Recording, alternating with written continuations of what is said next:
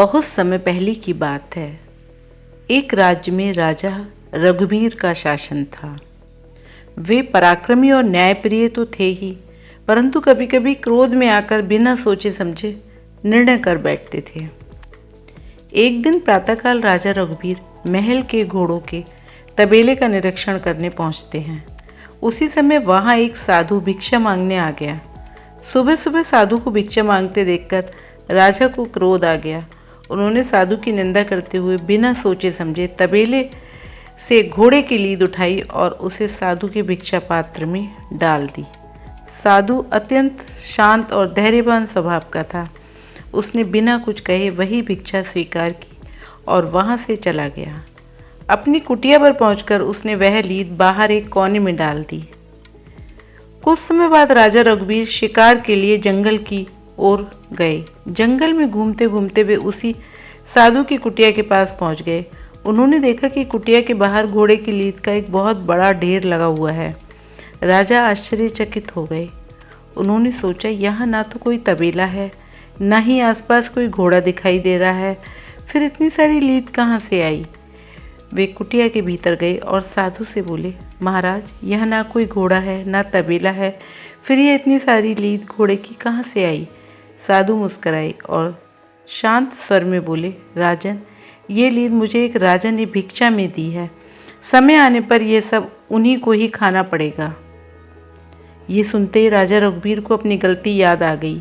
वे तुरंत साधु के चरणों में गिर पड़े और क्षमा मांगने लगे।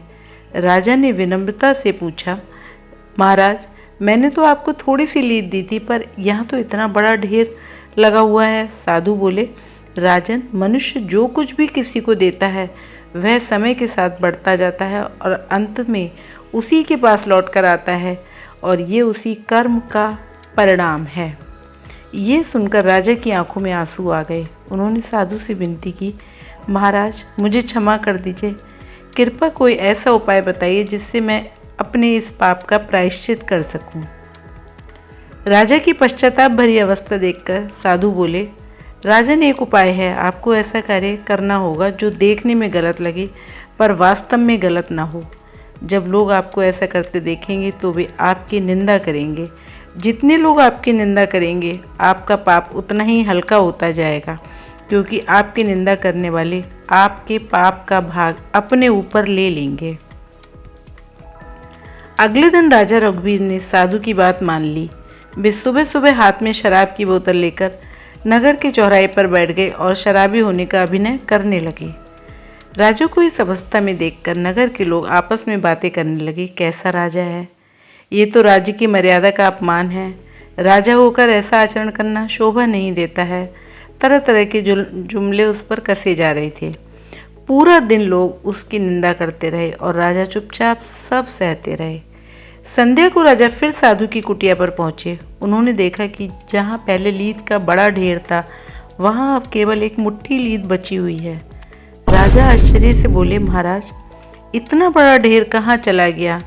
साधु बोले, राजन, जिन जिन लोगों ने आज आपकी अनुचित निंदा की है, आपके पाप का भाग उनमें बांट दिया गया है, इसलिए ढेर छोटा हो गया।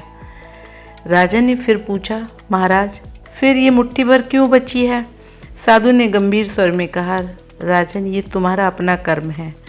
जितना तुमने मुझे भिक्षा में दिया था उसका फल तुम्हें स्वयं ही भोगना पड़ेगा। ये सुनकर राजा रघुवीर को कर्म का गूढ़ सत्य रहस्य समझ में आ गया। शिक्षा फ्रेंड्स बस इतनी ही है कि मनुष्य जैसा कर्म करता है वैसा ही फल उसे अवश्य मिलता है। चाहे कितना भी दान पुण्य कर लें, पर अपने कर्मों का मूल फल भोगना ही पड़ता है। इसलिए किसी की निंदा करने से बचना चाहिए और सदैव अच्छे कर्म करते रहना चाहिए। तनिक सोचें।